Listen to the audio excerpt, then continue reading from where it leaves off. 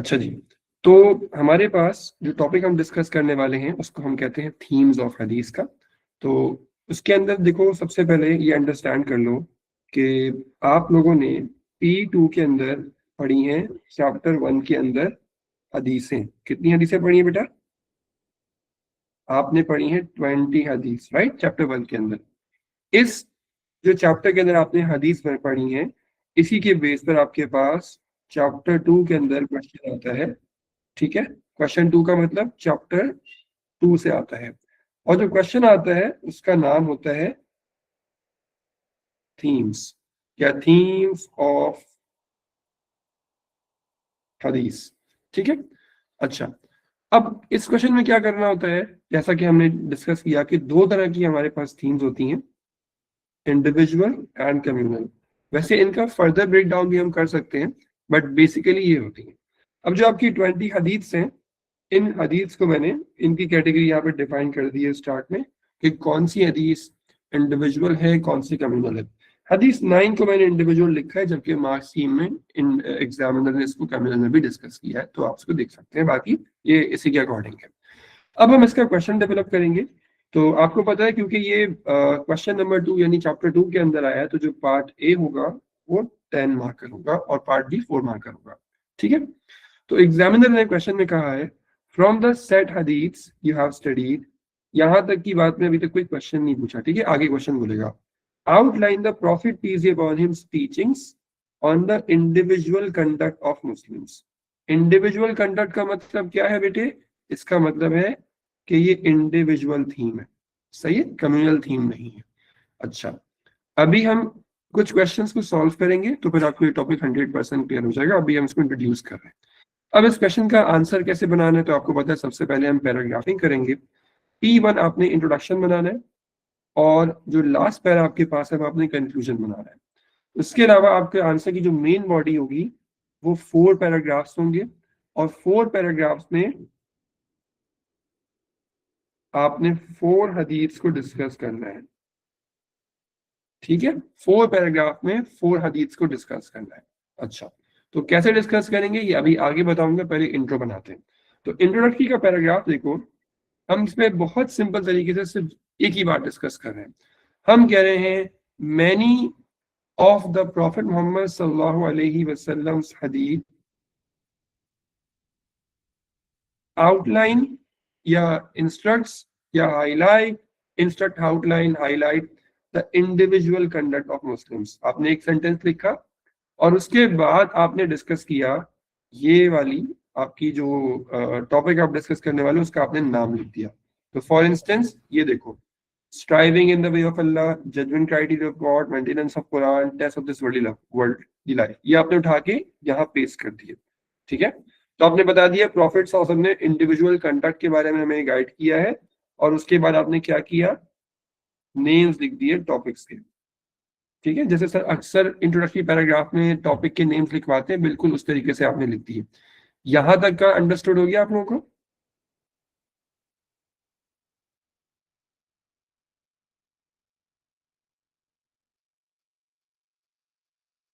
Okay, चलिए, अब ये देखो, यहाँ पे हमने लिखा हुआ है, ये रहा पैराग्राफ हमारा आंसर फॉर्म में। ये पैराग्राफ बिल्कुल इस तरीके से हमने बिल्कुल ब्रीफ सा पैराग्राफ लिखा है, और उसके अंदर हम यही वाली बात डिस्कस कर रहे हैं कि प्रॉफिट सल्लल्लाहु अलैहि वसल्लम ने बहुत सारी हदीसों में इंडिविजुअल कंडक्ट के बारे में गाइड किया है।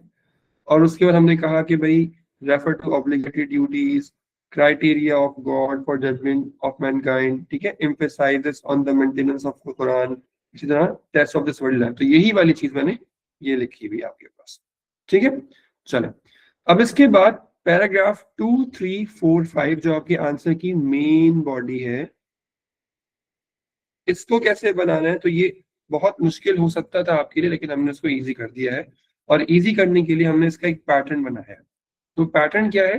पैटर्न समझ लो और अज्यूम कर लो कि I am your maths teacher, and आपको सर बता रहे हैं कि किस तरीके से इस क्वेश्चन को आपने सॉल्व करना है, उसको आपने फॉलो करना है, और उसकी बेस पे अपना आंसर आपने बिल्ड करना है। ठीक है, तो जैसे मैथ्स में होता है ना, एक फॉर्मूला होता है, और उसी फॉर्मूले से आप अपनी इक्वेशन को सॉल्व करते हैं। तो यही वाली चीज यहाँ पे आपने करनी है। अब अगर आपने हदीस पैसेजेस अच्छे से पढ़े हुए हैं तो आपको ये बात समझ में आ जाएगी। ठीक है, तो हम जब हदीस पैसेजेस पढ़ते हैं तो उसके अंदर हम लोग क्या करते हैं, सबसे पहले आप जब लिखते हो तो आपको पता है पार्ट ए का क्या नाम होता है बच्चों? पार्ट ए का क्या नाम होता है, जल्दी से बताओ। पार्ट ए का नाम होता है टीचिंग्स। जबरदस्त, ठीक है। तो आपने जो पार्ट ए के अंदर आप लिखते हो ना टॉपिक ऑफ हदीस, शुरू में सब बच्चों को बताया, वही वाली बात से आपने स्टार्ट करना है कि, और यहाँ पे आपने लिखना है कि प्रॉफिट मोहम्मद सल्लल्लाहु अलैहि वसल्लम इंस्ट्रक्ट्स या हाईलाइट्स या एम्फेसाइज या कोई भी आपने वर्ड लिखना है और उसके आगे आपने लिख देना है टॉपिक। ठीक है, क्लियर हो गई बात? या हमारे सामने टॉपिक आ गया। उसके बाद आपने देना है रेफरेंस। तो जो हदीस कोट कर रहे हो उसी हदीस को आपने एज अ रेफरेंस यूज करना होगा। फिर से बोल रहा हूँ, जो हदीस आपने कोट करी है, जो हदीस आप यूज कर रहे हो, उस हदीस को एज अ रेफरेंस यूज करेंगे। फिर नंबर 3, आपको पता है part A as you said teaching होता है, तो पार्ट ए में से 1 और 2 पॉइंट्स उठा के आपने उसके नीचे लिख देने हैं। तो जैसे कि फॉर एग्जाम्पल ये मेरे पास हदीस खुली हुई है, हदीस नंबर 16 खुली हुई है ब्रदरहुड के बारे में, तो ये इसका पार्ट ए वाला आंसर है। तो इसके अंदर आपने ये पॉइंट्स लिखे थे ना, पॉइंट 1 पॉइंट 2, इन में से आइदर 1 पॉइंट और 2 पॉइंट्स आप यहाँ पे लिख सकते हो। ठीक है, यही वाले पॉइंट्स को उठा के डिट्टो कॉपी पेस्ट कर देना। मैं कर देता हूँ रिपीट। उसके बाद आपने क्या करना है बेटे, उसके बाद आपने एक पॉइंट लिखना है पार्ट बी से। ठीक है, पार्ट बी से, जो कि आपका इम्प्लीमेंटेशन होता है। तो यही आप वापस उस हदीस के अंदर गए और आपने क्या किया, एक पॉइंट आपने ये 2 पॉइंट उठा लिए इम्प्लीमेंटेशन में से, उठा के कॉपी पेस्ट कर दिया। ठीक है, जो आपने खुद लिखा था इम्प्लीमेंटेशन में पार्ट 20 के अंदर। तो आपने क्या किया, आपने एक पॉइंट या 2 पॉइंट पार्ट ए में से उठाया टीचिंग का, एक पॉइंट या 2 पॉइंट आपने से पार्ट बी का उठाया और आपने पैराग्राफ में पॉइंट्स डेवलप कर दिए। और उसके बाद आपने एक एग्जाम्पल लिखी। सर एग्जाम्पल कहाँ से आएगी? तो अगेन आपने जो पार्ट बी लिखा था उसके एंड में एग्जाम्पल लिखी हुई होती है, वही वाली एग्जाम्पल आपने यहाँ पे यूज कर लेनी है, तो आपका ये पूरा बन जाएगा। फिर से बता रहा हूं कैसे डेवलप करेंगे। सबसे पहले आपने लिखना है टॉपिक ऑफ हदीस, जिसको आपने स्टार्ट करना है प्रॉफिट मोहम्मद सल्लल्लाहु अलैहि वसल्लम एम्फसाइज करते हैं, इंस्ट्रक्शन देते हैं। ठीक है, फिर आपने जो हदीस आपके पास थी, तो लेट्स से अगेन मैंने ये खोला हुआ है, हदीस नंबर 16 को लिख दिया।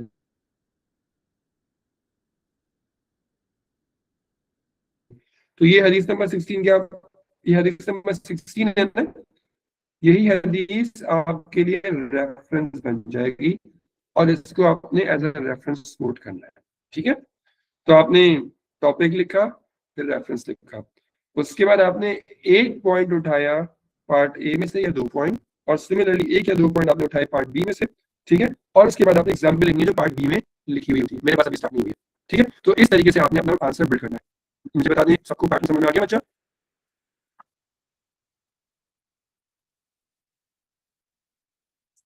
यस, लाइव समझ में आ गया?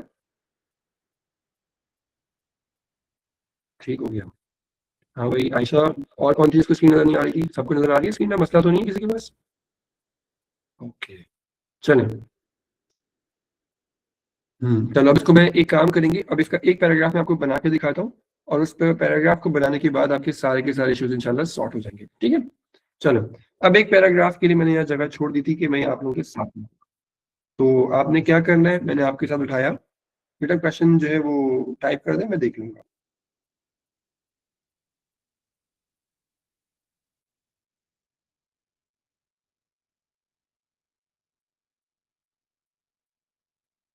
ये उठा लिया मैंने यहाँ पे, और मैं आपके साथ एक हदीस को बनाता हूँ।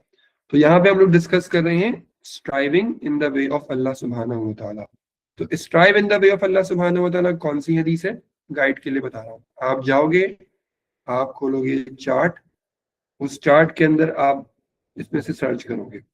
आप इसके अंदर सर्च करोगे तो आपको पता चल जाएगा कि striving in the way of Allah सुब्हानहू व तआला कौन सी हदीस है, और उसको फिर आप लोग आराम से फॉलो कर सकोगे। ठीक है, क्लियर हो गई बात? अच्छा, ये हम यहाँ पे भी खोल लेते हैं अपने पास। ये आपके पास आ गई striving in the way of Allah सुब्हानहू व तआला। ठीक है, तो आपने क्या करना है, सिंपली इस हदीस को यूज करके एक पैराग्राफ बिल्ड करना है, और उसके बाद आप इसको लेके चलोगे। ठीक है, आ जाओ। तो सबसे पहले आपने डिस्कस किया striving in the way of paragraph के अकॉर्डिंग अगर हम अपना आंसर बनाएं, तो हम लोग डिस्कस करेंगे कि प्रॉफिट मोहम्मद सल्लल्लाहु अलैहि वसल्लम ने इस हदीस में क्या डिफाइन किया था, best person among the believers, क्या डिफाइन किया था? Best person among the believers, ठीक है। एक मिनट, यहाँ पे लिखेंगे कि प्रॉफिट मोहम्मद सल्लल्लाहु अलैहि वसल्लम defined the best person among the believers. चाहे तो एक सेंटेंस और कर दें और ऐड कर दें, और वो बेस्ट पर्सन कौन होता है? जो आपको हदीस के अंदर पता है, जो अल्लाह के रास्ते में सबसे ज्यादा एफर्ट करता है, सबसे ज्यादा मेहनत करता है, ठीक है। अच्छा, फिर उसके बाद हमने रेफरेंस कोट करना होगा। तो रेफरेंस क्या है आप बताएंगे, उसी हदीस के अंदर आता है, मेरे साथ साथ इसको लिख लें और उसको रिकॉल कर लें। तो प्रॉफिट मोहम्मद सल्लल्लाहु अलैहि वसल्लम ने फरमाया, the believer who strives, the profit ने फरमाया, प्रॉफिट सल्लल्लाहु अलैहि वसल्लम said, the believer who strives hard, who strives hard in the way of Allah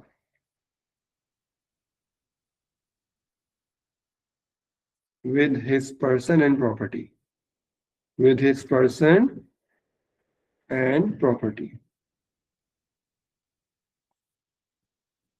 ठीक है। साथ में इसको रिकॉल कर लें, the believer who strives hard in the way of Allah सुब्हानहू व तआला with his person and property। फिर से बोलें, the believer who strives hard in the way of Allah subhanahu wa ta'ala with his person and property, the believer who strives hard in the way of Allah with his person and property।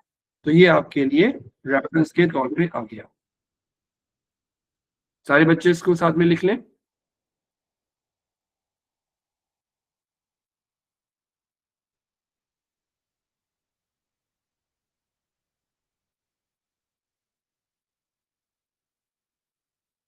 आपको 10 seconds और दे रहा हूँ।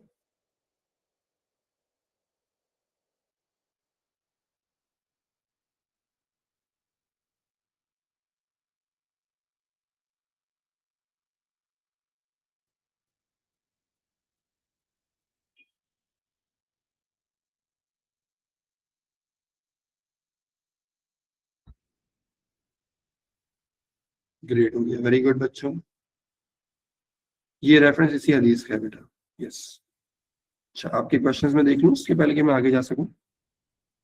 अब देखो बहुत सारे messages आ गए हैं, तो अच्छा, अगर ऊपर भाई किसी बच्चे का मैसेज रह गया हो तो आप मुझे दोबारा क्वेश्चन कर दीजिएगा, ठीक है। आंसर में तो डिफरेंट रेफरेंस होता है, लेकिन चलेगा, ठीक है। अच्छा जी, हदीस मैसेजेस गिव, क्या लिखा है बेटा? इंशाल्लाह कोई क्वेश्चन समझ नहीं आया बेटा। अच्छा जी, यस बेटा, वी हैव टू मेमोराइज हदीस बिकॉज हम उसको रेफरेंस में यूज करेंगे। बिल्कुल सही कहा हमने, आपने, ठीक हो गया। चले, तो अब हमने ये वाली बात लिख दी। अब हम इसके बाद टीचिंग का जो पार्ट ए का पॉइंट होता है उसमें से एक पॉइंट उठा लेंगे। तो ये कौन सी हदीस है सर? बेटा ये किसी बच्चे को पता है हदीस नंबर क्या है? ये हदीस नंबर 7 है बेटा, ठीक है। ये हदीस नंबर 7 है, ओके। तो हदीस नंबर 7 अगर आप लोग देखो तो हदीस नंबर 7 में से आप कोई सा भी पॉइंट उठा सकते हो।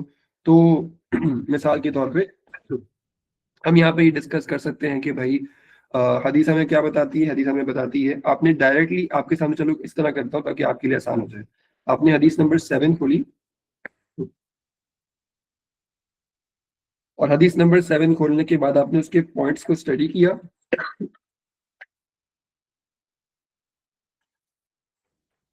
हाँ, आपने इसके पॉइंट्स को स्टडी किया और पॉइंट्स को स्टडी करने के बाद आप में से इसमें से कोई सा भी एक पॉइंट उठा लो और उसको अपने आंसर के लिए आप बिल्ड कर सकते हो, ठीक है। फॉर एग्जाम्पल हमने ये पहला पॉइंट उठा लिया कि हदीस हमें इनकरेज कर दी कि हम अल्लाह के रास्ते में कोशिश करें, ठीक है। ये मैंने एक पॉइंट उठा लिया और मैं इसको उसी में डायरेक्ट बेस कर रहा हूँ जिस तरीके से आंसर आपने बनाना है, ठीक है। चलो, एक पॉइंट बन गया आपका कि हदीस क्या है, हमें इनकरेजमेंट कर रही है कि हम परफॉर्म करें अपनी एफर्ट्स को अल्लाह सुब्हानहू व तआला के रास्ते के अंदर। अल्लाह ताला के लिए, अल्लाह ताला की खातिर हम बहुत ज्यादा कोशिश करें। बताओ आपको समझ में आ गया सर ने कितने सिंपल तरीके से पॉइंट निकाला है? मैं इसको लिख भी सकता था आपके साथ, लेकिन मैंने कहा कि देखो सर किस तरीके से ड्रॉ कर रहे हैं, बहुत ही सिंपल पॉइंट इस तरीके से हम बना रहे हैं। ठीक है, अच्छा। अब यही वाला काम हमने इम्प्लीमेंटेशन के अंदर करना है। अब इम्प्लीमेंटेशन का पॉइंट में डायरेक्ट यहाँ से नहीं उतार रहा, ये आपके पास आ गया इसकी इम्प्लीमेंटेशन पार्ट भी। अब इसमें से कोई सा भी पॉइंट आपने उठा के यूज कर लेना है। तो मैं आपके सामने एक पॉइंट बना लेते हैं हम। तो पार्ट बी के अंदर हम लोग क्या डिस्कस कर सकते हैं? मिसाल के तौर पे हम इसके अंदर लिख सकते हैं कि भाई we should be ready to sacrifice everything for Allah, for the sake of Allah। ठीक है, ये एक्शन वर्ड यूज किया है सर ने, और ये हमारा एक पॉइंट पार्ट बी में इम्प्लीमेंटेशन वाला पॉइंट बन गया। ठीक है, तो ये हमारा क्लियर पॉइंट हो गया। अब उसके बाद आगे चलते हैं, हमने एक इसकी एग्जाम्पल लिखनी थी। तो एग्जाम्पल कौन सी लिख सकते हैं? यहाँ पे हम लोग को देखो, हम लोग यहाँ पे आई थिंक मैंने हज़रत उस्मान की एग्जाम्पल इसके अंदर करवाई थी, तो वही वाली एग्जाम्पल आप इसमें लिख सकते हो। तो उस्मान के बारे में हमने क्या डिस्कस किया था? हदीस में क्या आता है? हदीस में आता है कि the believer who strives hard in the way of Allah with his person, यानी अपनी जान के साथ अल्लाह की राह में अपने आप को पेश करना, एंड प्रॉपर्टी यानी अपनी इबादत के साथ। तो उस्मान की हमने यहाँ पे एग्जाम्पल कोट की थी, वही वाली एग्जाम्पल यहाँ पे कोट कर लें कि हजरत उस्मान रजी अल्लाह तआला अन्हु के बारे में क्या आता है कि उन्होंने अल्लाह के रास्ते में चैरिटी भी करी और जिहाद भी किया, और इस तरीके से हमने अपना पॉइंट बता लिया। अब सारे बच्चे बताओ, समझ में आ गया आप सारे बच्चों को किस तरीके से हमने बहुत सिंपल तरीके से पॉइंट को डेवलप किया है? उमर को समझ नहीं आया, और कौन है भाई?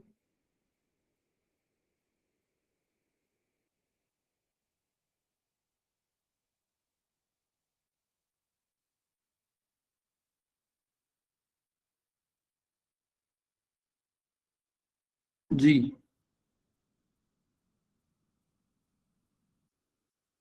बच्चों, क्या डिस्कशंस चल रही हैं? जरा क्लास में फोकस कर लें। रेफरेंस नंबर लिख सकते हैं इंस्टेड ऑफ होल हदीस। नहीं यार, रेफरेंस नंबर नहीं चाहिए हमें। वी एग्जामिनर मार्क्स स्कीम में रेफरेंस नंबर कोड करता है, बट एग्जामिनर को ज्यादा कंसर्न आपकी कोटेशन से है, क्योंकि जो आपका पार्ट ए है उसमें उसको ये नहीं दिखना कि कौन सा हदीस नंबर है क्या है, उसको आपकी कोटेशन देखनी है। ठीक है, उसके अलावा बेटे जब वो मार्क्स स्कीम देता है तो मार्क्स स्कीम में समटाइम्स आपने देखा होगा बहुत सारे रेफरेंसेस नंबर्स कोड किए हुए होते हैं, वो उसका रेफर करने के लिए होते हैं। मार्क्स स्कीम आंसर नहीं होता है, marks scheme is just an idea कि ये पॉइंट्स में से आपने यूज करने होते हैं। ठीक है बच्चों, क्लियर हो गई ये वाली बात? चेक योर डिवाइस बेटा बस। अच्छा, तो पार्ट ए का आंसर हमारा हमने हमने एक पैराग्राफ बनाया, इसी तरीके से हमने और पैराग्राफ बनाने। तो अब आओ पैराग्राफ नंबर 3 के अंदर आओ। पैराग्राफ नंबर 3 का जो टॉपिक है वो क्या है? Judgement criteria of God. Judgement criteria of God कौन सी हदीस है? ये हदीस नंबर 19 या 20 है। ठीक है, आपने सीधा सीधा सर का इंडेक्स खोलना है और इसके अंदर देख लो, सबसे नीचे सर ने लिखा हुआ है हदीस नंबर 20 में जजमेंट क्राइटेरिया ऑफ गॉड। तो और ये कौन सी हदीस है? इंडिविजुअल है, तो यहाँ से सर ने उठाई है, और भी आप कोई भी बच्चा इस तरीके से फॉलो कर सकता है। तो यहाँ पर आए वापस पैराग्राफ नंबर 3 में। अब अभी तक जिस बच्चे को समझने में मुश्किल हुई, यहाँ पे सबको क्लियर हो जाएगा इंशाल्लाह। तो सबसे पहला पॉइंट आपने बनाया टीचिंग का। तो आपने डिस्कस किया कि भाई प्रॉफिट मोहम्मद सल्लल्लाहु अलैहि वसल्लम ने मुस्लिम्स को टीच किया, क्या टीच किया? कि अल्लाह सुब्हानहू व तआला इज द जज of mankind, and for this Allah also has defined the criteria for his judgement. ठीक है, तो हदीस सारे बच्चों को याद है कौन सी हदीस हम लोग डिस्कस कर रहे हैं? हदीस नंबर 20 डिस्कस कर रहे हैं। एक दफा हदीस को भी रेफर कर लें। हदीस 20 में प्रॉफिट ने फरमाया था, God does not look at your forms and possessions. God does not look at your forms and possessions, but he looks at your hearts and deeds. तो ये वाली हदीस को हम लोग डिस्कस कर रहे हैं, और हदीस के अंदर हम बात करने वाले हैं कि अल्लाह की जजमेंट का क्राइटेरिया क्या है, कि अल्लाह ताला हमारी वेल्थ को, ठीक है, इसी तरह हमारे हुस्न को नहीं देखते, बल्कि हमारे दिल को और हमारे आमाल को देखते हैं। इस वाली हदीस से हमने इस पैराग्राफ को बना रहे हैं। तो हमने सबसे पहले क्या लिखा? टीचिंग लिखा कि प्रॉफिट पीस अपॉन हिम ने अल्लाह ताला का क्राइटेरिया ऑफ जजमेंट बयान कर दिया, और ये बयान कर दिया कि अल्लाह ही जज है। ठीक है, उसके बाद हमने रेफरेंस कोट किया और यही वाली हदीस को यहाँ पे कोट कर दिया रेफरेंस के तौर पे। तो हदीस के अंदर क्या आता है, अल्लाह कि नबी सल्लल्लाहु अलैहि वसल्लम ने फरमाया, God does not look at your forms and your possessions. साथ में इसको रिकॉल करें, God does not look at your forms and your possessions but he looks at your hearts and your deeds. But he looks at your hearts and your deeds. Laiba बेटा क्या कह रही हैं आप, प्लीज मुझे मैसेज कर दें। अगर आपने बोला था कि P1 रिपीट कर दो तो मैं एंड में समराइज कर दूंगा, ठीक है।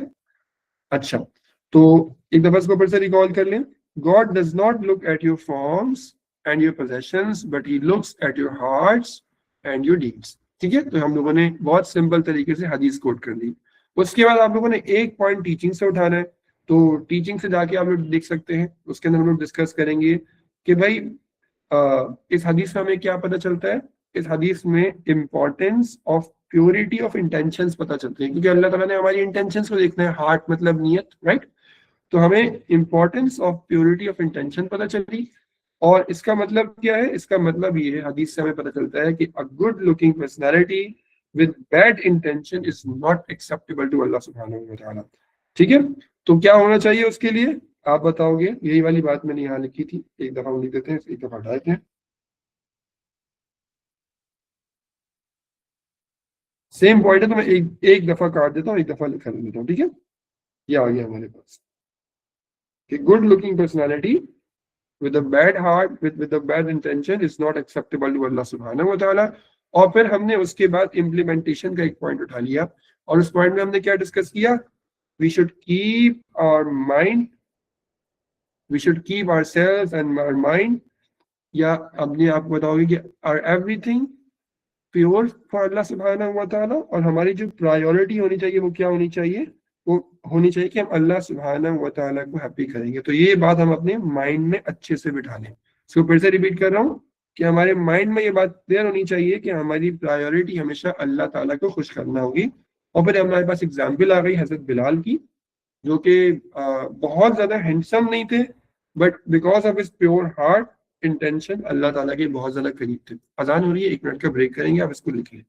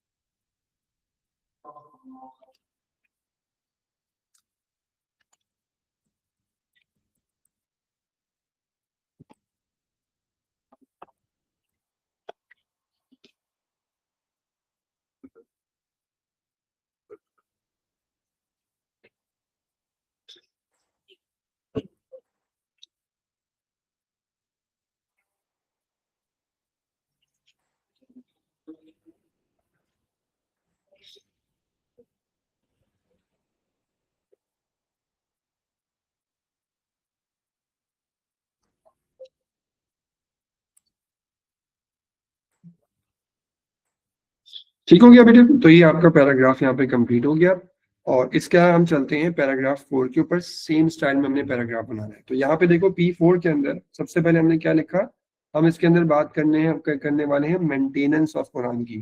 तो सबसे पहले आप यहाँ पे चार्ट में जाओगे और इस चार्ट में से आप देख लोगे कि सर ने कहाँ से उठाया है, कौन सी हदीस से उठाया है मेंटेनेंस ऑफ कुरान वाला। ठीक है, हदीस नंबर आपको मैंने सामने मेंशन कर दी, हदीस नंबर 13 है। उसके बाद वापस आ जाओ और आप इसके बाद चलेंगे आंसर की कंटिन्यूशन के अंदर।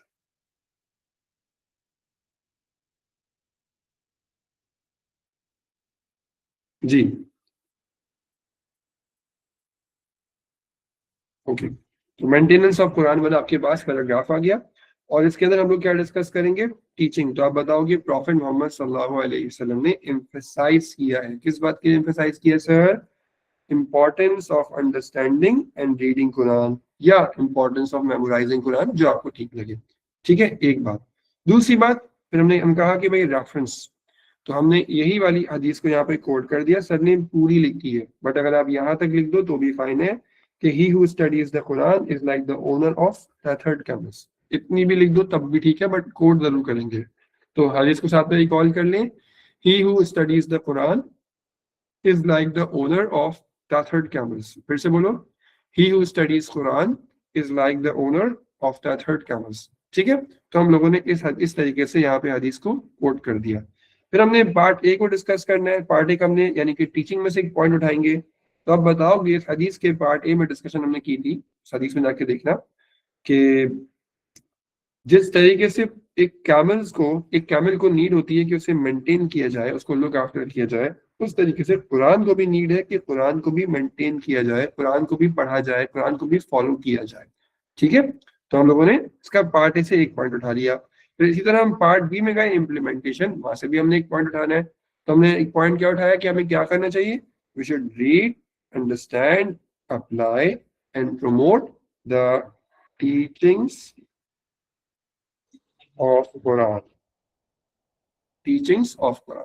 ठीक है, तो एक पॉइंट पार्ट ए से उठाया, एक पॉइंट पार्ट बी से उठाया, और फिर हमने एग्जाम्पल लिख दी वही वाली जो पार्ट बी में लिखी थी कि प्रॉफिट मोहम्मद सल्लल्लाहु अलैहि वसल्लम himself used to recite the Quran. Allah के नबी खुद भी कुरान पढ़ा करते थे, specially in the month of Ramzan with angel Jibrail. तो जैसे हम तरावी करते हैं, अल्लाह के नबी सल्लल्लाहु अलैहि वसल्लम कुरान का रिवाइज किया करते थे विद हजरत Jibrail in the month of Ramzan.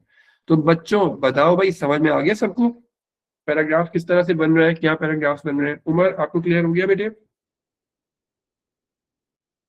I want every single of you to answer this.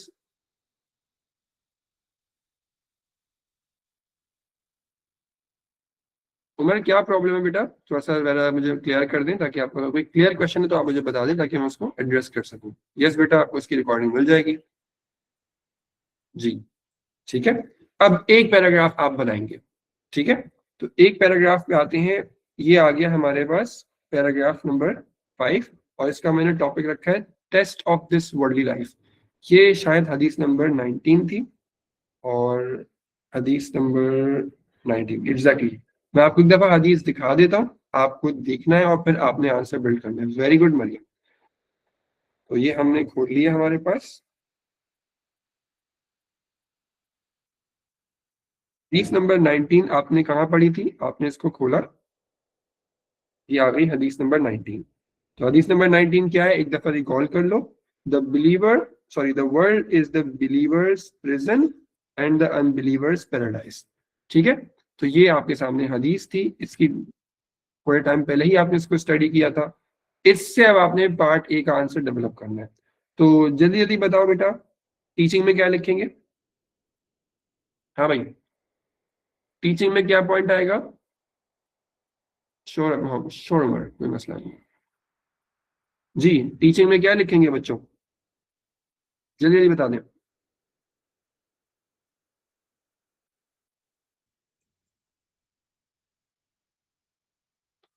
Ji, believe in the hereafter की बात हो सकती है, बिल्कुल बिल्कुल सही है। तो आप यहाँ पे बताएंगे, इसको इस तरीके से बिल्ड करेंगे कि प्रॉफिट मोहम्मद सल्लल्लाहु अलैहि वसल्लम ने स्ट्रेस किया है किस चीज के बारे में? एक तो belief in the here after के बारे में, या ये कि इस दुनिया के बारे में कि टेम्पररी वर्ल्ड है। ठीक है, कि भाई जो वर्ल्ड है वो टेम्पररी है। और यहाँ सर ने जैसे ये लिखा था test of this worldly life, एक तो एग्जैक्टली आप कॉपी कर सकते हैं, ये बिल्कुल बेस्ट चलेगा इसके ऊपर। ठीक है, कि प्रॉफिट ने स्ट्रेस करके बताया कि जो लाइफ है हमारा टेस्ट है। ठीक है, उसके बाद आपने एक पॉइंट लिखना है थीम का। सबसे पहले तो बल्कि हमने रेफरेंस कोड करना है। तो रेफरेंस को पहले हम कोड करें, तो रेफरेंस में क्या लिखेंगे? जो हदीस है उसको ही आपने एज अ रेफरेंस कोड करना है। तो हदीस आपके पास आ गई, प्रॉफिट ने क्या फरमाया? The world is the believer's prison and the unbeliever's paradise. ठीक है, The world is the believer's prison and the unbeliever's paradise. ये आपका रेफरेंस हो गया। ठीक है,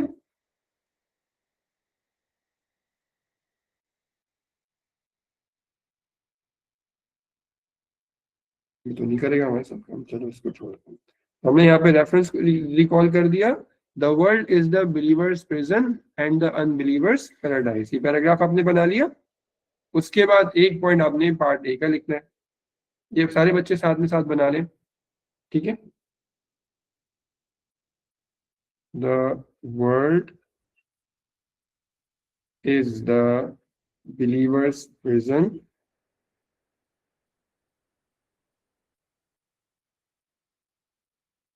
and the unbelievers paradise। ठीक है, रिकॉल रेफरेंस आ गया हमारे पास। उसके बाद हमारे पास एक पॉइंट के अंदर आएगा पार्ट ए टीचिंग। तो पार्ट ए टीचिंग में क्या लिखेंगे, बोलो जल्दी जल्दी बताओ, एक टीचिंग का पॉइंट बताएं, क्विक आंसर्स दे भाई।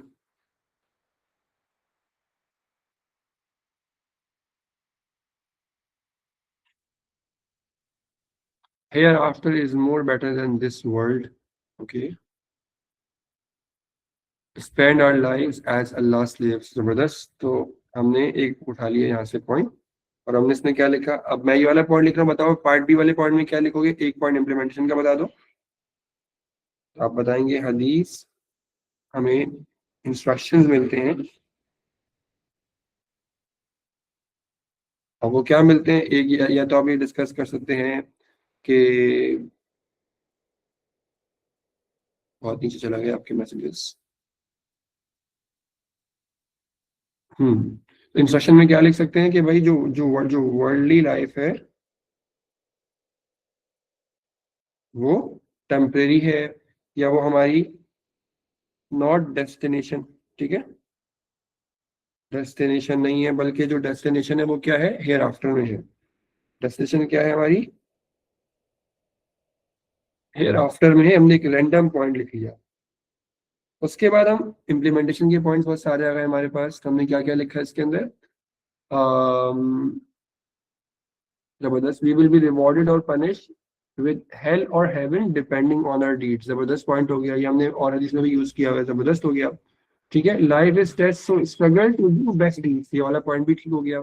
अच्छा, पार्ट बी के पॉइंट्स क्या आ रहे हैं हमारे पास, we should keep in mind that this world is a temporary place. बिल्कुल, ये वही वाले नोट्स का पॉइंट आ गया हमारे पास। इसके अलावा क्या आ रहा है, we should consider this world as a testing ground, good.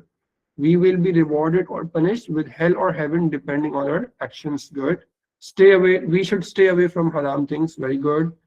For disbelievers, this life is paradise because they enjoy worldly pleasure without concern of the hereafter। ये point आप A में लिख सकते हो चाहो तो, B में नहीं है लेकिन ये ठीक है। We should pray 5 times, good हो गया। Should prioritize hereafter over temporary world, good हो गया। Should remember our hereafter in our daily acts, जबरदस्त हो गया। अच्छा जी, तो ये हमारे पास पॉइंट्स आए, इसमें से आपने कोई सा भी पॉइंट लिख देना है, ठीक है। अब बताओ एग्जाम्पल कौन सी आएगी बच्चों, इसमें एग्जाम्पल कौन सी आ सकती है। दो पॉइंट्स और कहते हैं, worship Allah rather running to materialistic stuff in the world, should prioritize hereafter over this temporary world। जबरदस्त हो गया। तो पार्ट बी में क्या लिख सकते हैं, पर दोनों का पॉइंट मिला दूं तो परसिक्यूशन अपॉन कंपेनियंस वाला पॉइंट आप लोग लिख सकते हो, ठीक है। यह जो कंपेनियंस से जो हमने एग्जांपल लिखी है कि always prioritized the way of Allah सुब्हानहू व तआला ओवर द वर्ल्डली लाइफ। हजरत मुसअब बिन उमैर की एग्जांपल दी है जबरदस्त। मुझे हजरत अबू उबैदा बिन जर्राह की एग्जांपल याद आ रही है कि वो जब मुस्लिम्स के कमांडर बने तो ऑल्दो ही वाज रिच, लेकिन उन्होंने बहुत सिंपलिसिटी वाला लाइफस्टाइल ले लिया। तो इस तरीके से आपने ये पैराग्राफ बनाना है, एंड आई एक्सपेक्ट कि आपको बहुत अच्छे से क्लियर हो गया होगा। यही वाला पैराग्राफ हमारे पास यहाँ बना हुआ है, जो बच्चा देखना चाहे, बल्कि यहाँ भी मैंने आपको दिया था प्रैक्टिस करने के लिए। फिर आपके पास कंक्लूजन आ गई। कंक्लूजन भी बहुत सिंपलिस्टिक सी आपने लिखनी है। आपने क्या बताना है, in conclusion the teachings of the holy prophet Mohammad सल्लल्लाहु अलैहि वसल्लम हदीस emphasize the significance of, topics आ गए दोबारा, striving in the way of Allah, test of this worldly life, God's judgment criteria, maintenance of Quran. तो आपने इस तरीके से बना दिया, और आपने बता दिया भाई बाय फॉलोइंग देम क्या होगा, बिलीवर्स राइटियस कैरेक्टर डेवलप करेंगे। और पाइटी के साथ, पाइटी का मतलब गॉड कॉन्शियस, या आप बोले तकवे वाला कैरेक्टर डेवलप कर पाएंगे। इसकी बेस पे बिलीवर्स को पैराडाइज मिलेगी हेयर आफ्टर में। और यहाँ हमारा आंसर खत्म होता है। ठीक है भाई, सारे बच्चे एक्नॉलेज कर दें, सब कुछ समझ में आ गई सारी डिस्कशन।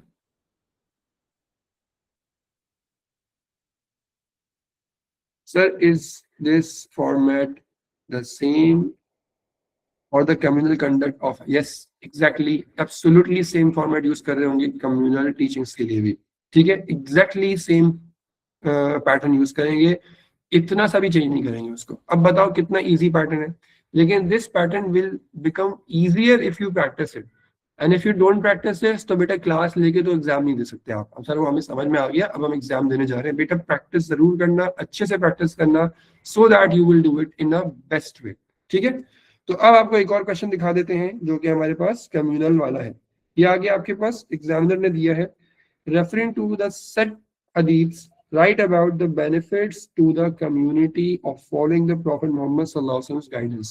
अब यहाँ देखो क्वेश्चन को गौर से पढ़ो और मुझे बताओ कैसे पता कि ये कम्युनल वाला क्वेश्चन है, कौन से वर्ड से पता चल रहा है कि ये कम्युनल हदीस वाला क्वेश्चन आया है आपके पास।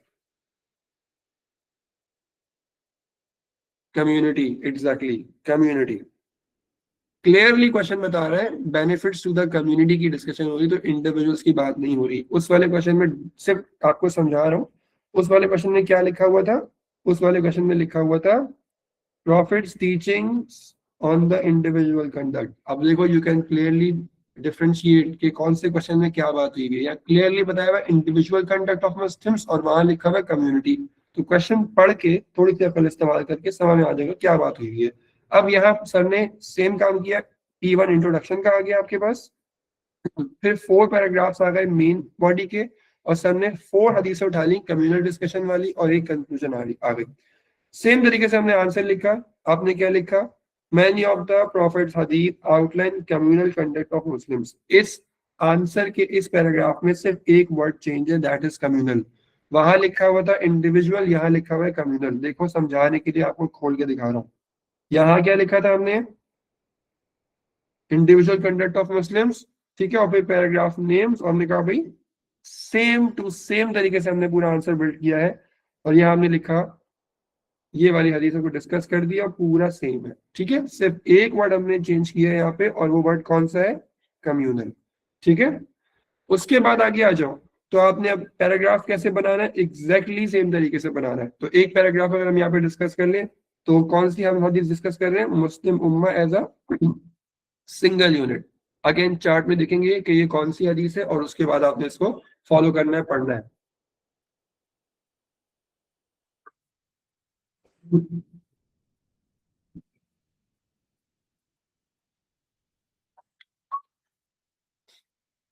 हमला इंटरनेट तो साथ दे रहा है, गला साथ नहीं दे रहा। तो अब आप लोग चलोगे आगे, तो अब हम लोग यहाँ पे डिस्कस करेंगे कि प्रॉफिट मोहम्मद सल्लल्लाहु अलैहि वसल्लम की टीचिंग्स क्या है। तो प्रॉफिट मोहम्मद सल्लल्लाहु अलैहि वसल्लम ने एम्फेसाइज किया है कि मुस्लिम्स एक उम्मत है। मुस्लिम्स क्या है, एक उम्मत है।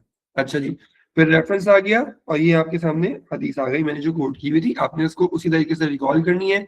The believers are like a single man, और ये हदीस आपको याद होनी भी चाहिए। The believers are like a single man. If his eye is affected, he is affected, and if his head is affected, he is all affected. ठीक है, इतनी भी लिख सकते हो, या आसान कर दूं तो आप इतनी भी कर सकते हो।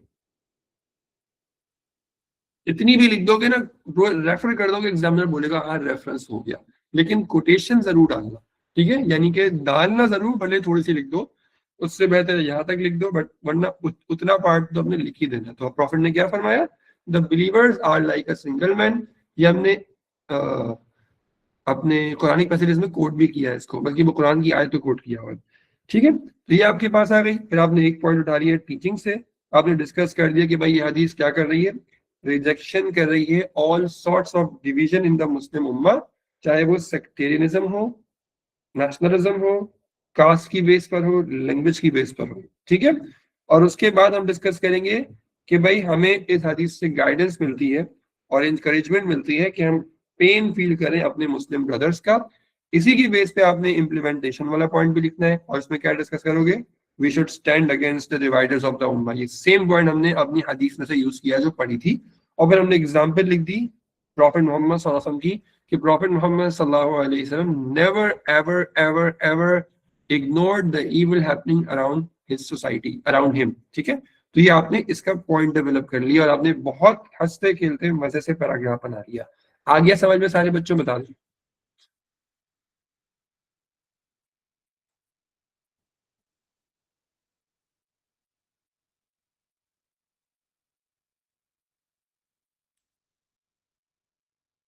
गुड हो गया, अल्हम्दुलिल्लाह। तो I am really happy. Okay Umar, कुछ क्लैरिटी हुई बेटा? लाइबा को समझ में आया है? सारे बच्चों को समझ में आया है? अच्छा, इसी तरीके से आपने रिमेनिंग पैराग्राफ्स बनाने हैं। रिमेनिंग पैराग्राफ्स बनाने के लिए आप नोट में से यहाँ से रेफर कर सकते हैं, सेम स्टाइल से हमने यहाँ पे लिखी है। तो राइट्स ऑफ मुस्लिम ब्रदर्स वाली हदीस आ गई हमारे पास। None of you believes until he wants for his brother what he wants for himself, हदीस नंबर 2 है ये। ठीक है, उसी से आपने बनाना है। फिर इसी तरीके से आपके पास एक और पैराग्राफ आ गया, raising against evil. Whoever of you sees an evil action, let him change with his hand, and if he is not able to do so, then with his tongue, and if he is not able to do so, then with his heart, and that is the weakest of faith। ये आपकी हदीस number 6 है गालिबन। ठीक है, फिर आ गई sincerity वाली discussion. ये भी हमने एक हदीस यूज कर ली कि रिलीजन इज सिंसियरिटी, हमें सिंसियर होना चाहिए, और ये हदीस नंबर 1 है। तो बेटा जी ये आपने इस तरीके से सारे के सारे पैराग्राफ्स को डेवलप करना है वन बाय वन, और आपने छपाई नहीं करनी है। You can read for the idea, और अदरवाइज जैसे सर ने आपको डायरेक्टली हदीस से खोल के करके दिखाया था वैसे आप कर सकते हो। ठीक है, क्लियर हो गई सारी बात? Yes, we can take any हदीस इन रिप्लेसमेंट फॉर प्रैक्टिस। बल्कि I would recommend you guys कि आप प्रैक्टिस करने के लिए इन हदीसों को जरूर यूज कीजिएगा, सो सर ने आपको चार्ट के अंदर बना के दी है। ठीक है बेटा, ये हो गई एक डिस्कशन हमारी। आई होप कि आप सबको ये पूरा का पूरा क्लियर हो गया होगा।